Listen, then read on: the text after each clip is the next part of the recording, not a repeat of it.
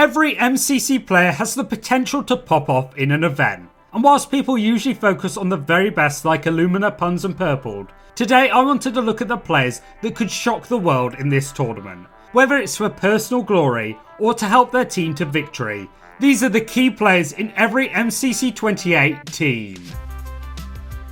But before we begin, let me know in the comment section below which players you think will do incredibly in this tournament. And whilst you're down there, make sure to subscribe. I'm a small channel compared to the legends that are MCC highlights and all things MCC, so each and every subscriber means the world to me. But enough messing around, let's start with the Red Reindeers, Ranboo.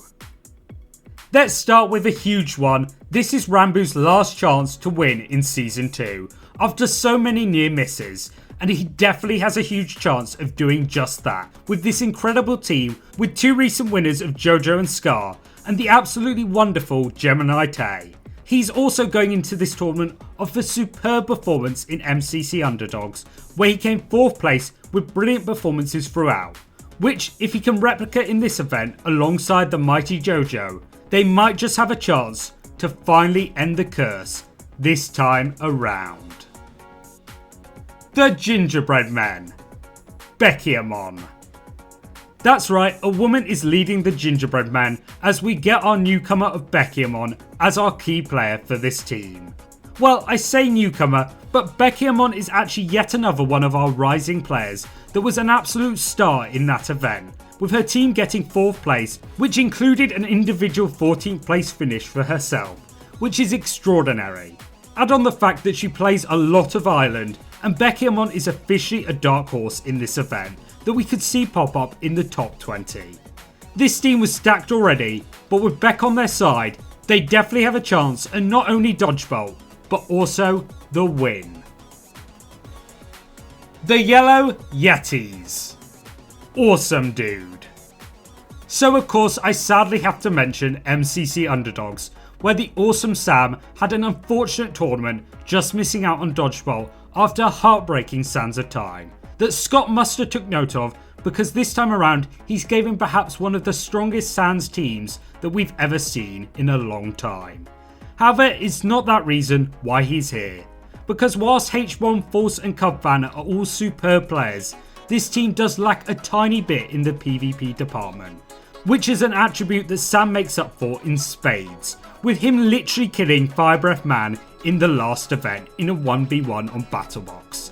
So if he's able to bring that yet again in this event, he certainly gives his team hope of victory. The Mint Mistletoes, Amesy. We've had underdog players and we've had rising players, so let's mix it together to get the one and only Amesy, who did superbly last event, being the perfect right hand man to Ranboo, as well as helping Valkyrie and Ludwig throughout. They've only been getting better and better, with their last canon event being a huge milestone as they got into Dodgebot as well. But could this tournament be the one that they push it to a victory instead? Well, with a positive attitude and just being the nicest ever, they certainly are an asset to this team as they battle it out to reach the top. The Emerald Elves, Nelly. Talking of the top, the Emerald Elves are one of the favourites going into this event. But whilst everyone's talking about the Tommy and Illumina duo, what I'm excited to see in this tournament is just how well G can do. Another player from Underdogs that did extremely well, and yes, I know I'm focusing on Underdogs players a lot, deal with it. G is also a brilliant tactician, with her constantly practicing and learning from VODs to get better and better. And with this knowledge in hand, she's a huge help to both Tommy and Illumina in this event, and an ace in the sleeve for this team as a whole. However, before we continue, if you're enjoying and haven't yet, please make sure to subscribe. I'm a small channel with big dreams, so it does mean the world to me when you do. Your support is the best. But anyway, let's move on to the Teal Turkeys, Solidarity Gaming. Jimmy seems to be the most inconsistent player in MCC history. Some events he's doing incredible plays and finishing within the top 15, and then the next he's dead last. I mean, he's actually came first place in a non-canon event, Jingle Jam, and while some people won't count that, he had to beat some very good players to the top, like Scott and SB. So what I'm saying is for the turkeys to succeed, this needs to be a great event from Solidarity this time around.